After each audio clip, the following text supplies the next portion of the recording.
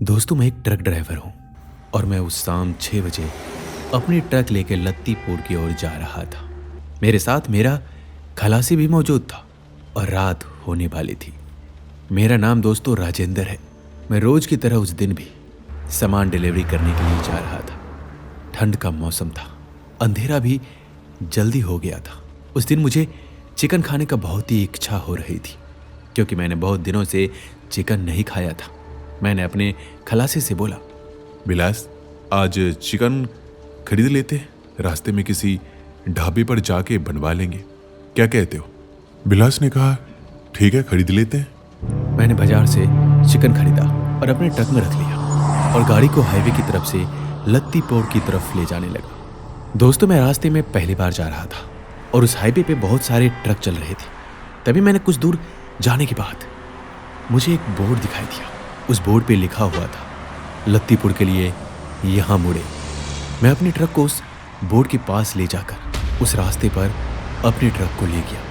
मैं जैसे ही उस हाईवे से नीचे उतरा तो वह रास्ता बिल्कुल सुनसान था।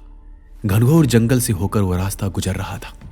मैं जैसे ही करीब उस रास्ते पर 1 किलोमीटर आगे बढ़ा, तभी मैंने देखा कि उस रास्ते पर कोई भी गाड़ी नहीं चल रही है। चांदनी रात में थोड़ी थोड़ी रोशनी उस रोड पे पड़ रही थी। तभी कुछ देर जाने के बाद मेरी ट्रक अचानक से खराब हो गई।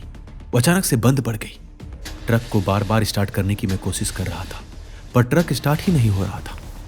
मैंने नीचे उतरकर ट्रक को ठीक करने की कोशिश की, पर वो ट्रक ठीक ही नहीं हो रहा था।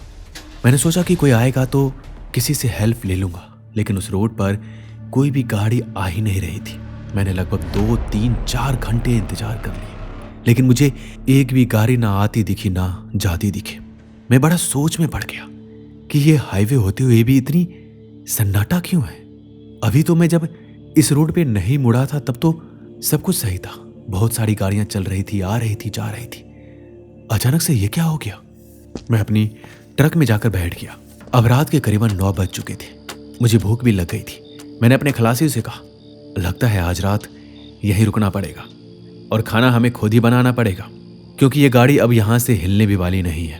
मेरे पास खाना बनाने का सारा सामान मौजूद था, तो हम दोनों जल्दी से मिलकर चिकन बनाने लगते हैं। खाना बनाते बनाते करीबन 1 घंटा बीत जाता है और जल्दी से हम लोग खाना खाकर सोने चले जाते हैं। जब हम दोनों सो रहे थे तो रात के करीबन 12 बजे अचानक से मेरी नींद खुलती है। ऐसा लग रहा था मानो मेरे ट्रक को कोई हिला रहा हो जोर से। मैं और खलासी दोनों जल्दी से उठते हैं। मैं खलासी से पूछता हूँ, भाई तुझे कुछ महसूस हुआ क्या? तुझे ऐसा नहीं लग रहा जैसे कि ये ट्रक हिल रही है? खलासी बोलता है, लगता है कोई खतरनाक जंगली जानवर आ गया है। हम दोनों अपनी खिड़की के बाहर देखते हैं तो बाहर कोई भी नजर नहीं आ रहा था। फिर हम दोनों नीचे उतरते हैं और देखते हैं कि ट्रक के आसपास कोई भी नहीं है। हमें थोड़ा आश्चर्य हो रहा था और डर भी लगने लग गया था। फिर हम दोनों वापस सोने के लिए चले जाते हैं। थोड़ी देर बाद मेरे खलासी को पेशाब लग जाता है। वो बोलता है, भैया चलो ना मेरे साथ नीचे, मुझे डर लग रहा है, मैं अकेले नहीं जाऊंगा, पूरा अंधेरा है। तो मैं उससे बोलता हूँ, एक काम कर, तू नीचे जा, मैं ना यहीं से शीशे में तुम्हें देखता हूँ, इससे तुम्हें डर नहीं लगेगा। तू जल्दी से पेशाब करके आ जा। विलास जब पेशाब कर रहा था तो मैं सामने के शीशे से उसे देख रहा था। तभी मैंने देखा कि अचानक से विलास को कोई जंगल की तरफ खींच के लेके चला गया। मैं बिल्कुल ही एकदम से शौक में आ गया। मुझे बहुत ही ज्यादा डर लगने लग गया था। मैं तुरंत अपने ट्रक से नीचे उतरा और विलास की तरफ भागा।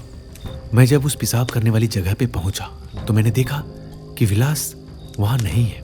उसे जिस तरफ खींचा गया था मैं उसी तरफ आगे बढ़ता जा रहा था, लेकिन विलास कहीं भी नहीं मिल रहा था। मैं जोर से चिल्ला रहा था, विलास, विलास, लेकिन वो कहीं भी नहीं मिल रहा था। तभी वो जंगल खत्म हो जाता है और मैं देखता हूँ कि एक खंडर सी हवेली सामने है और विलास वहीं पर बैठा हुआ है। वो वहां बैठकर रो रहा है।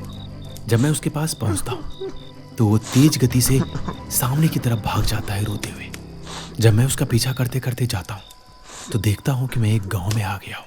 एक गांव है जहाँ पे हल्की फुल्की लाइट्स जल रही है और बहुत सारे घर भी मौजूद हैं। तभी मेरा खलासी विलास तेजी से एक घर के अंदर घुस जाता है। मैं चिल्लाता ही रह जाता हूँ कि क्या कर रहा है?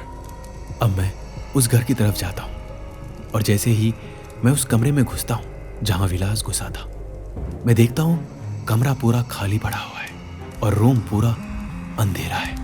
तभी मुझे तेज चिल्लाने की आवाज़ सुनाई देती है। मैं पीछे मुड़कर देखता हूँ तो देखता हूँ कि एक चौराहा है गांव में और उस चौराहे पर विलास बेहोश पड़ा है। वो चौराहा गांव के बिल्कुल बीचों बीच था। मैं जैसे ही विलास के पास पहुंचा तभी मुझे कुछ आवाज़ होता है। ऐसा आवाज़ मानो लग रहा था कि मेरे आसपास कई सारे लोग चल रहे हैं। पायलों की आवाज़, चप्पलों की आवाज़ साफ साफ सुनाई दे रही थी, लेकिन आसपास कोई भी मौजूद नहीं था। ये सुनकर मुझे बहुत ही ज़्यादा डर लग जाता है। मैं बहुत ही ज़्यादा डर जाता हूँ और मैं विलास को उठाने लगता हूँ। उठ भाई, उठ। क्या हुआ तुझे? तभी मैं देखता हूँ कि उस गांव के सारे दरवाजे अचानक से खुल जाते हैं और वहाँ हर घर से एक एक औरत निकलती है। सारी औरतें सफ़ेद साड़ी पहनी हुई थी और वह मेरी तरफ बहुत ही तेज कदमों से दौड़ती हुई सारी औरतें आती है। ऐसा लग रहा था मानो वो मुझे मारना चाहती हो। सबके बाल बिखरे हुए थे और सबके चेहरे जले हुए थे। सबके चेहरे बहुत ही खतरनाक थे। सब चिल्लाते हुए मेरी तरफ दौड़ रहे थे। तभी मैं जोर से अपनी आंखें बंद करके, अपनी कान बंद करके वहीं बैठ जाता हूँ और मैं कब बेहोश हो जाता हूँ मुझे पता ही नहीं चलता है। जब सुबह मेरी नींद खुलती है तो मैं एक खेत में होता हूँ और मेरे बगल में विलास लेटा हुआ था। मैं जल्दी से उठता हूँ और विलास को उठाता हूँ। मैं देखता हूँ कि यहाँ रात जैसा कोई गाँव मौजूद नहीं है, लेकिन घर अभी भी है, लेकिन बिल्कुल टूटा फूटा सा। तभी मेरी नज़र दूर खड़े एक ट्रक पर जाती है। मैं देखता हूँ कि मेरी ट्रक एक खेत में लगी हुई है। ये देखकर मैं चौंक जाता हूँ और रात जो हुआ था उस पर मुझे यकीन नहीं हो रहा था कि ये मेरे साथ क्या हुआ है। मैं और विलास दोनों ट्रक के पास वापस जाते हैं और वापस ट्रक ड्राइव करके रोड पर लेकर आते हैं। तभी हम लोग आगे डिलीवरी डेस्टिनेशन की ओर बढ़ते हैं तो रास्ते में एक ढाबा पड़ता है। हम वहाँ रुकते हैं और उनसे सारी बातें बताते हैं तो वो लोग ये बताते हैं कि पीछे का 2 किलोमीटर बिल्कुल भूतिया है। वहाँ पे एक बोर्ड अपने आप रात में लोगों को दिखाई देती है और लोगों का रास्ता भटकाती है। वो उन्हें एक अजीब सुनसान रास्ते पर लेकर जाती है जो असल में वो रास्ता मौजूद ही नहीं है। आज से कई साल पहले वहाँ पे रास्ता हुआ करता था, लेकिन अब वहाँ पर सिर्फ खेत है। जब मैंने उस गांव के बारे में पूछा तो उन्होंने बताया कि यहाँ पास में एक गांव था जहाँ पर आग लग गई थी और वो आग रात में लगी थी और सारे लोग वहीं पर मारे गए थे। ये सुनकर मुझे सारी बातें समझ आ गई थी, लेकिन भगवान का शुक्र था कि मैं जिंदा वापस आ गया था। दोस्तों, यही थी वो घटना। आपको कैसी लगी ये घटना हमें कमेंट बॉक्स में अवश्य लिखिएगा। मिलते हैं अगली वीडियो में। अपना ख्याल रखिएगा।